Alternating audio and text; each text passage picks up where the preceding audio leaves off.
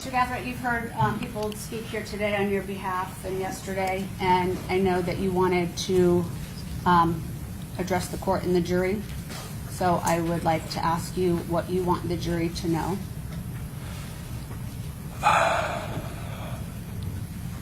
Yeah. I just want to address the court today, and, you know, I'm not here to dispute anything. I'm just here to be a man and take responsibility and express my feelings about what, you know, this whole situation. You know, that's what I plan on doing. Okay. And how do you feel? What? I feel very remorseful, you know.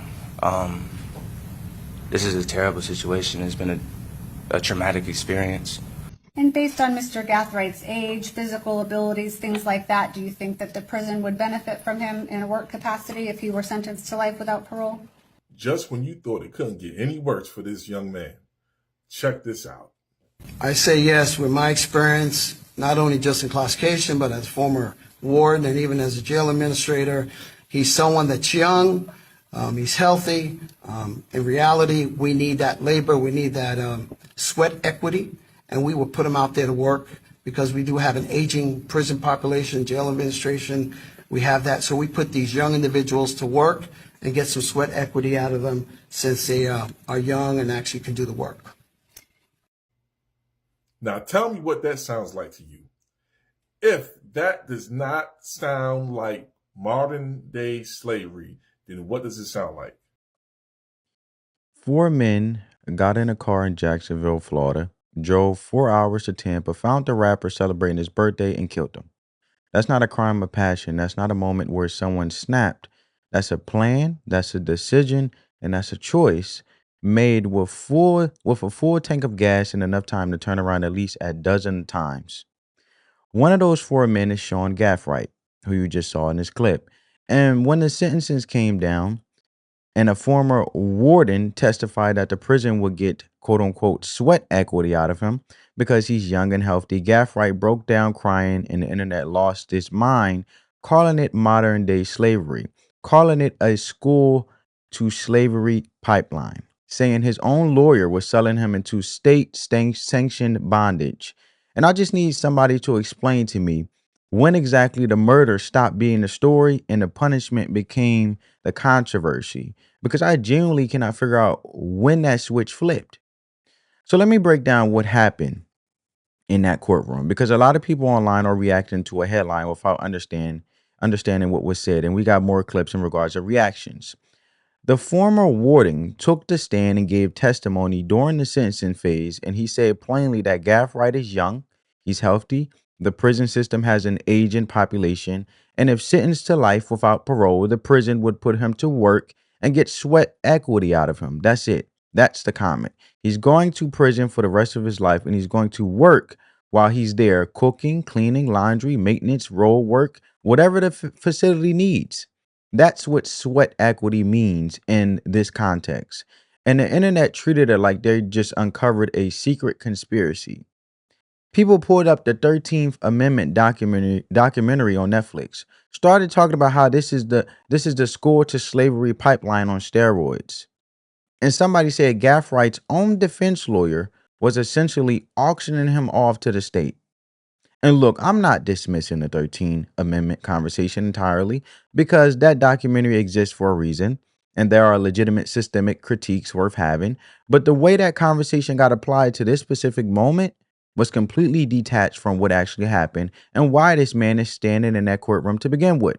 The outrage completely skipped over the murder, landed squarely on the punishment, and that tells you everything you need to know about the priorities driving that reaction. Charles Jones is dead. He was murdered on his birthday. He's not going home.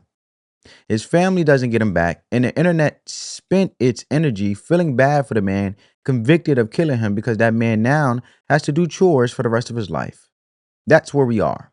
Don't take my word for it. Check out the second clip. Watch this. And based on Mr. Gathright's age, physical abilities, things like that, do you think that the prison would benefit from him in a work capacity if he were sentenced to life without parole? I say yes with my experience, not only just in classification, but as former warden and even as a jail administrator. He's someone that's young, he's healthy. In reality, we need that labor, we need that sweat equity, and we will put him out there to work because we do have an aging prison population, jail administration, we have that. So we put these young individuals to work and get some sweat equity out of them since they are young and actually can do the work. That's Sean Gathright. He's being sentenced for the murder of Julio Foolio, rapper. Check this out. We are past the point of the school to prison pipeline. We are going directly to the school to slavery pipeline. But look at this. 76% of incarcerated individuals, regardless of the crime, say that they were forced to work or face serious consequences within the prison. But look at this. Incarcerated individuals on average produce $2 billion worth of goods and maintain $9 billion worth of products every year. That includes things like cooking, cleaning, laundry work, road work, firefighting, and public maintenance. But did you get this part? Because we do have an aging prison population, jail administration. In 1991, people 55 and older made up 3% of the prison population. By 2021, they made up 15%. That's 5 times higher. And among those serving life sentences, 30% were 55 and older. Check this out. Prisoners are counted as part of the population of where they're incarcerated. This inflates the political power and the population of prison towns, while prisoners never reap the benefits. For example, if a town has 500 black inmates, but they have a residential population of 500 people, they can now say that they have a town of 1,000 people. And they can even go further and say that they have a town that's 50% black. So when election time comes and they get the representation that they want, they could say that the black population has jobs, but they don't vote, keeping out the fact that those black people are in prison and that half their population can't vote. In some rural towns, this is exactly how it goes. Prison populations can make up to 50% of the census population. So prison populations can be used as labor, it can be used as population, it can even be used for diversity purposes, but not be treated as citizens with power. But that was the plan all along. It instantly reminded me of slavery. When I was visualizing when they used to put the slaves on this little platform and they checked to see how healthy the slave was, if they was young, if they was tall, if they was, and how he was describing this guy on this stand. I just was visualizing like, man, this seemed like slavery again. Even though he put himself in the slave system. But the thought of the warden saying, nah, don't kill him. Look how healthy he is. We need that sweat equity. Like he said that. I got something to do for him. I'm gonna put him to work. And I'm like, wait, y'all not understanding or seeing what's going on? If y'all don't get y'all shit together, that they got a plantation for you to work. They don't even want to give you the death sentence no more. He's trying to spare his life, not because he love him, not because he care, but because he say we need that sweat equity. That's modern day slavery to me. That's my opinion. That's what I think. That's what I thought about it, bro. And then the guy, he basically get on there and, you know, he you know, say he feel remorseful, blah, blah, blah. They don't give a damn how you feel. They want your sweat equity. So anybody that's out there, bro, y'all got to take heed of what's going on before you go out there and do a crime, because they ain't paying you when you working. You just working. You slaving. So family, you see how this is where we are. And there's one more detail that makes the quote unquote he made a mistake framing completely fall apart. Gathright had already tried to kill Julio Foolio before and failed. This wasn't a one-time bad decision. This was an impulse. This was a second attempt that finally worked, which means we're not talking about somebody who snapped in a moment of rage and has to live with it. We're talking about someone who tried, didn't finish the job, went home again, and tried again. The slavery framing only survives if you completely erase the part where Sean Gathright made a series of deliberate choices that ended with him in that courtroom. And I'm not willing to do that. Nobody drafted him into this. Nobody forced him into a car headed for Tampa. He drove 4 hours with purpose and intent, And that matters because accountability requires us to look at the choice, not just the consequence. Now, and I've already heard the counter. The system is designed to target black men. The 13th Amendment loophole turns prisons into labor operations. The death penalty has a racist history. Life sentences are handed down disproportionately. And I'm not here to tell you none of that is real, because some of it is real and it deserves serious conversation. But here's where that argument breaks down. Systemic critique and personal accountability are not the same conversation, and you don't get to use one to cancel out the other. You can believe the prison system has serious problems and believe that a man who drove across the state to commit a premeditated murder to spend the rest of his life in prison.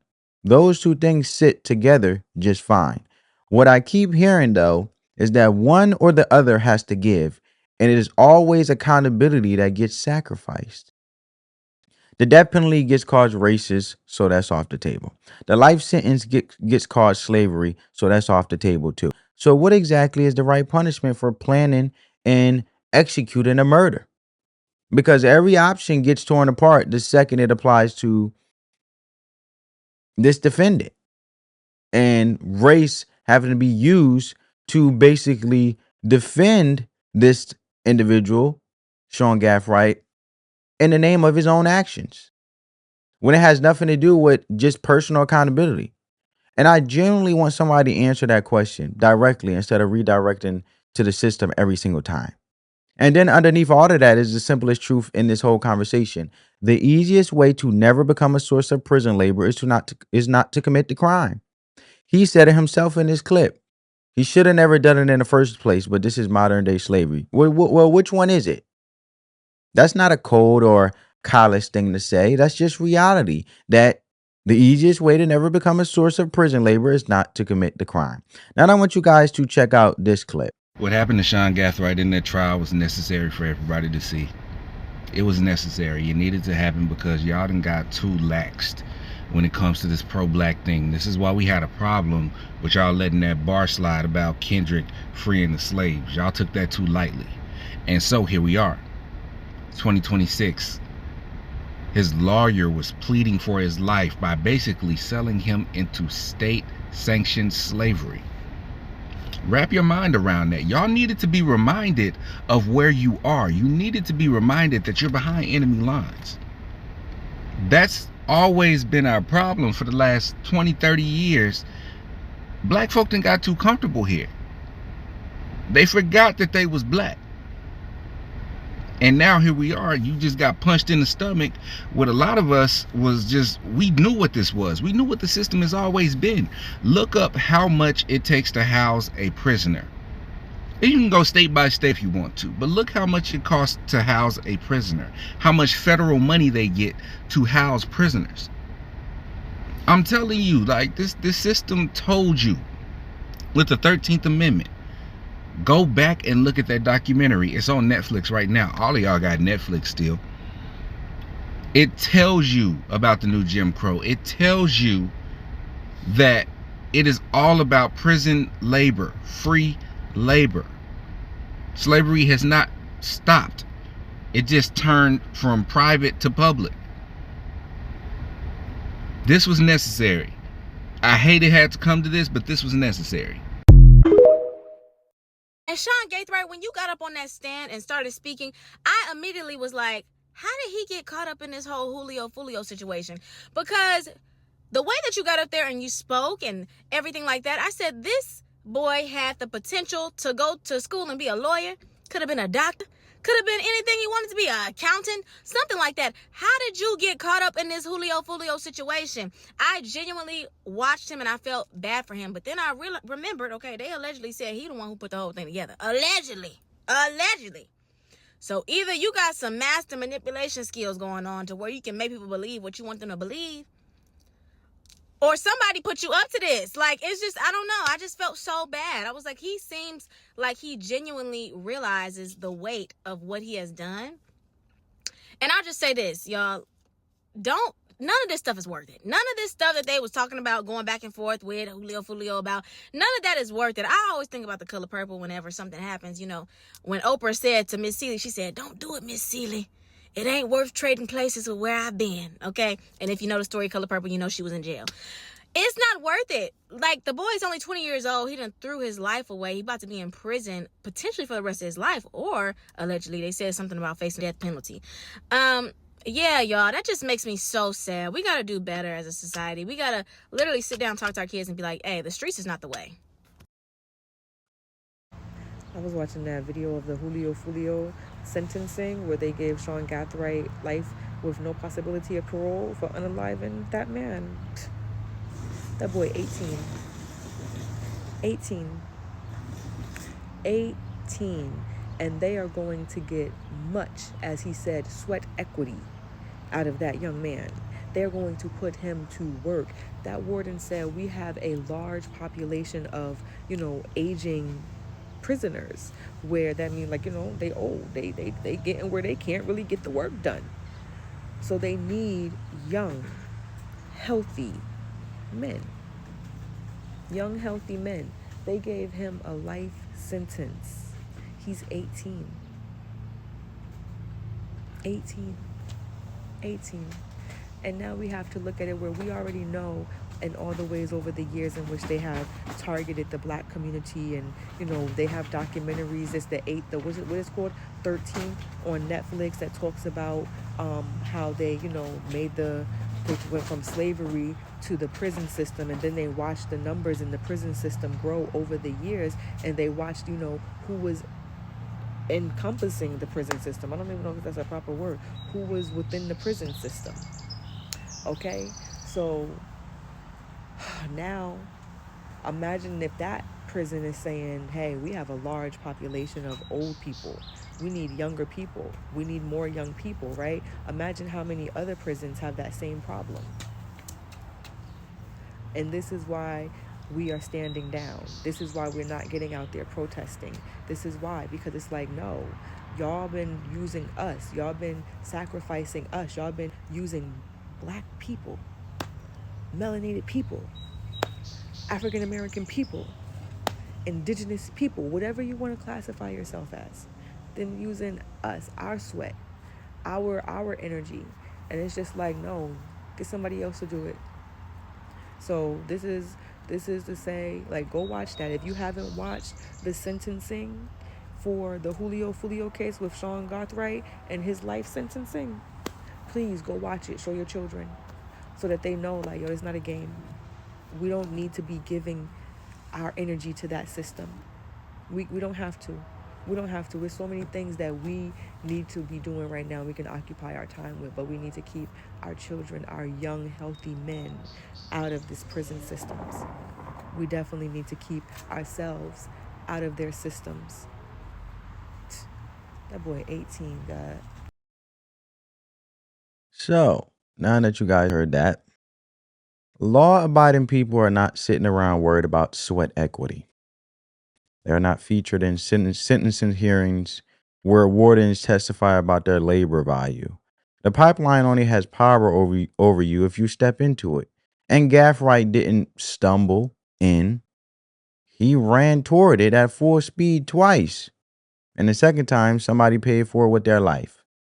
What this whole reaction is showing us is a pattern that keeps playing out, and nobody wants to name it directly. When something like this happens, the sympathy moves towards the person who made the choice and away from the family of the person who had no choice at all. Charles Jones didn't choose to get shot. His mother didn't choose to bury her son on what should have been a birthday celebration. But the comment section is filled up with people talking about how sad it was to watch Gathright cry. How articulate he was when he addressed the court. How he seemed like he genuinely understood the weight of what happened. And I'll give them that. He did speak well. He was composed. He was coherent. And more than one person online said he could have been a lawyer. You heard the clip. He has so much potential. This is such a waste. And I need to pump the brakes on that, because speaking well at your sentencing hearings does not rewind a murder. Potential doesn't cancel a premeditated killing, and the ability to string sentences together in a courtroom is not evidence that the wrong outcome happened here.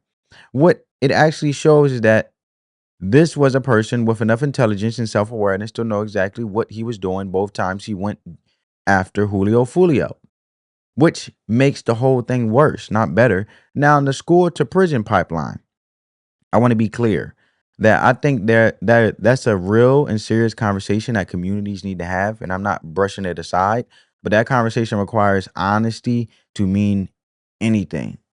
And the honest version of it has to include the fact that no pipeline on earth forces a grown man to get in a car, drive across the state, and shoot somebody at their birthday or at a birthday party.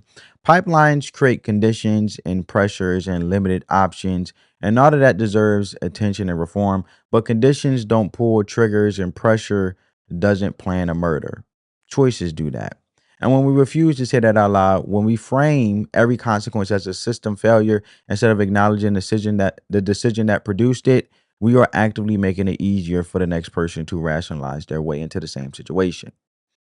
Every time the punishment becomes a story, somebody somewhere is watching and learning that the community will have their back if they end up in that chair. That is not the lesson we want to teach. Progress in these communities looks like directing that energy, the outrage, the passion, the online mobilization at the violence itself instead of the verdict. I want you guys to check out this last reaction clip. I know this really isn't being talked about a lot when we talk about the prison for-profit industry, like in general, how especially with Sean Gathright, the 60 hours a week and literally calling that man slave sweat equity so he doesn't get the death penalty. At that point, put the bullets in me. Put the bullets in me, real talk. Or you will find me with my shoelaces, okay? And I understand this is really to put him away. Like, I'm going to put him to the side more. And I'm just going to talk about the situation of a man having to work 60 hours a week for the rest of his life. And how they are purposely going for young labor to fund these for-profit prisons. At a certain point, they're going to start prioritizing the prison system through the school to prison pipeline instead of paying the rest of us outside. Are a lot of us thinking about that? Are y'all thinking about the fact that they are going to definitely prioritize putting people in prison? That's why they're going to make it illegal for you to be homeless. They're going to make it illegal for you to do a lot more things, and they're going to crack down on a lot more people. It's easy to crack down on black people. We fully understand that that's a conversation that we also need to tap in on. This is why it needs to be a much bigger conversation. But the South can keep the minimum wage $7.25 because they have everybody in the prisons working. Is that not crossing anybody's mind? Like, you do realize if they got 100,000 people for working for 32 cents a year or whatever it is, not a livable wage, and they don't get to use it for real. If all of them, if they're putting them inside the public stores and stuff, if they're making them work the fields and sing songs while they work, that's cruel and unusual to me. I feel like that breaks the eighth. Could be a whole nother conversation. But them working makes it so they can keep you at $7.25 outside. Them working in there makes it so it's easier to keep the minimum wage low. Because for a lot of people, it's only a matter of time before they get you in that system. Is anyone else thinking about that? I feel like that should be on our radar, and I feel like that is something that we should start advocating for against last month. Just a thought. Emma was just thinking about it for a little bit, and I thought I would share it with the class. So, look, it looks like making the murder the headline every single time and letting the sentence be a footnote. That's what I mean by progress in these communities. Looks like directing that energy, the outrage, the passion, online mobilization at the violence itself instead of the verdict. It looks like the people who are out here burning neighborhoods down, not getting celebrity treatment, not getting sympathy edits, not getting the benefit of the doubt when the receipts are sitting right there in the courtroom record. A man is dead. 4 men are going to prison, and the internet spent its energy mourning the sentence. That's the whole problem right there in plain sight. And until we decide that safe communities matter more than protecting the people burning them down, nothing changes. Also, food for thought, just having a conversation, family. If we direct the energy in the way I said it, then there would be less people incarcerated, no matter the race. And then that would also redirect American taxpayers who pay for housing in these prison systems that get federal monies to go back into the communities if individuals are being law-abiding to the utmost ability and there's less incarceration happening, right? Because there won't be a tax burden, then resources can actually go to all law-abiding productive citizens to do more and have more resources for schools and things like that.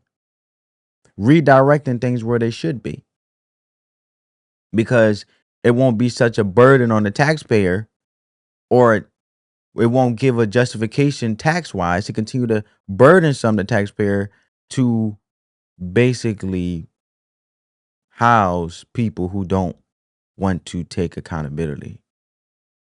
And for some individuals, they said, look, just coming across, people in real life and from my anecdotal experiences, some people say, look, prison changed my life because I needed that structure. They never had structure growing up. So a lot of times, I don't believe, this is my opinion, that individuals want to go to prison. I just believe that it could be open wounds from somewhere, growing up or somewhere, that had created a cultivated mindset that led them into prison. Because I believe as babies, coming out the womb, babies are pure angels, like they are angelic. They are the purest of the purest. We come out pure. Fear is taught. Emotional immaturity is taught or shown, and also being able to execute self-control is also taught, right?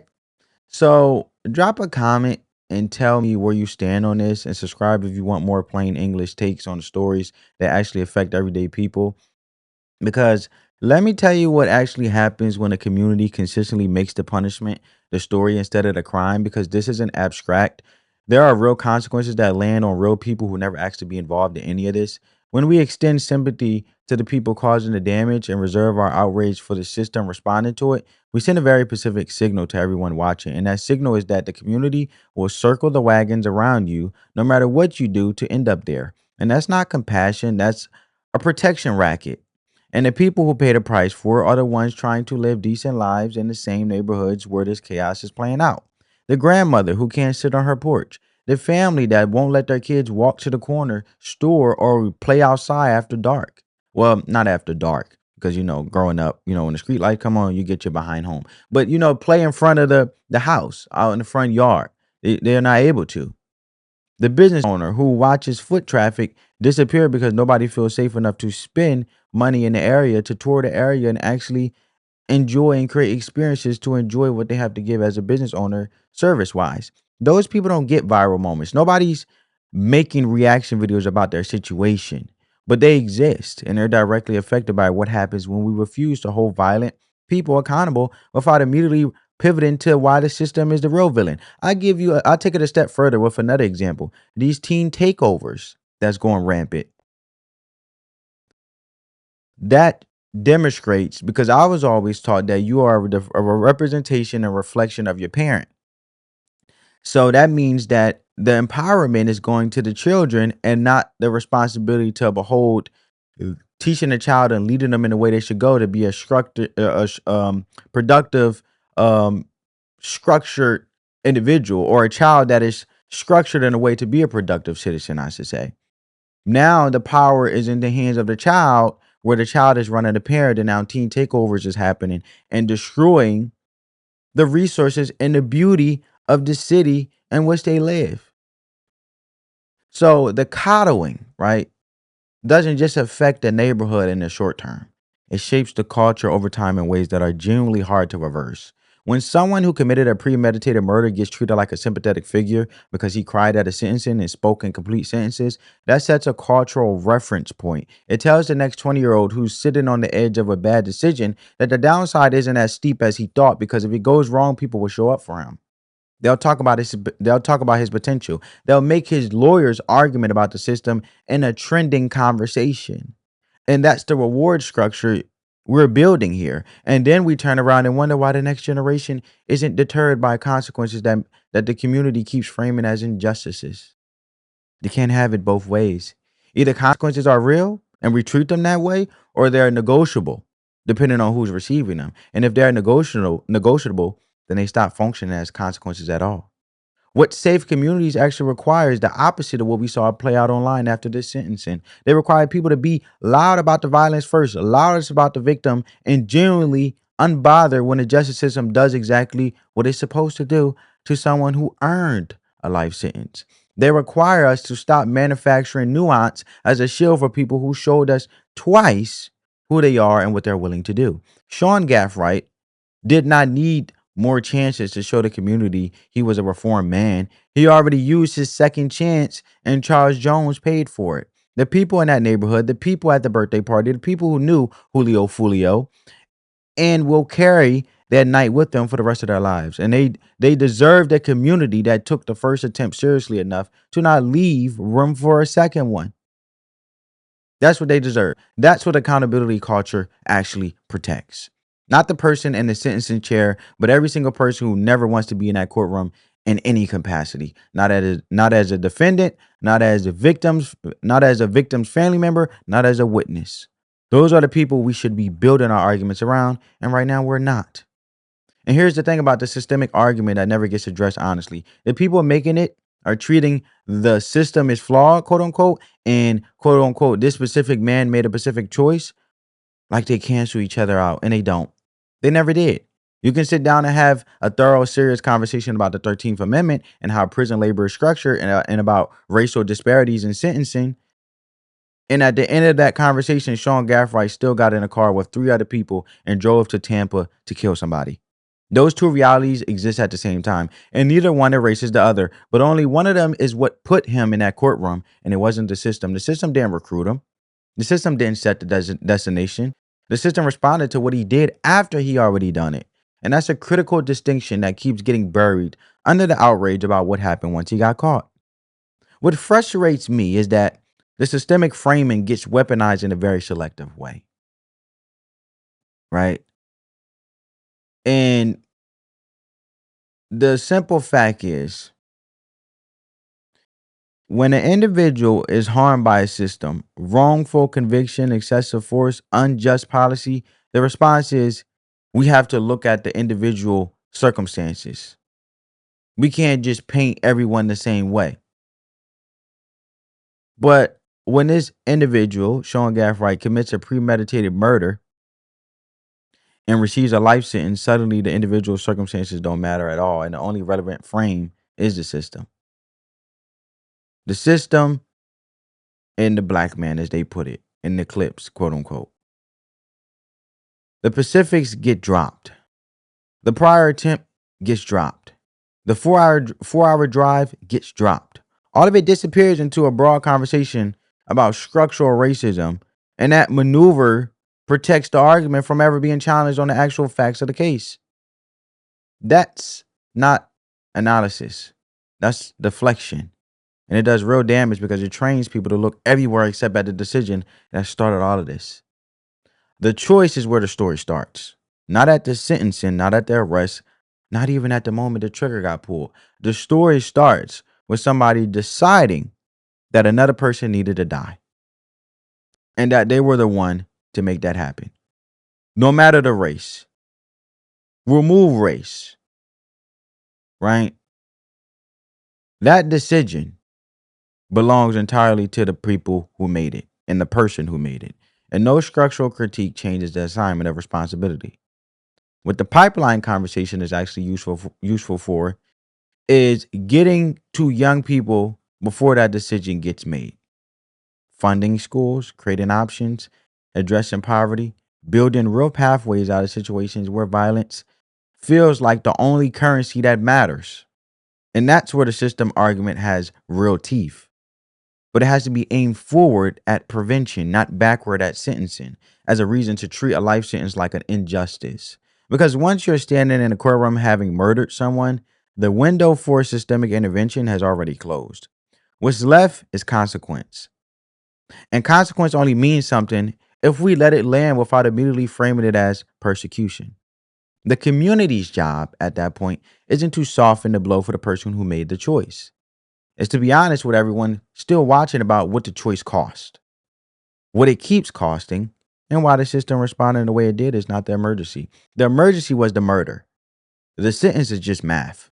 But let me know what you guys think. Spread that peace, love, and positivity. As always, we just having a productive conversation. Let me know you guys' thoughts. And I'll catch you in the next one. I appreciate you guys for all your support. Give this video a big thumbs up. It helps crush that YouTube algorithm. Catch you in the next one, family. Peace.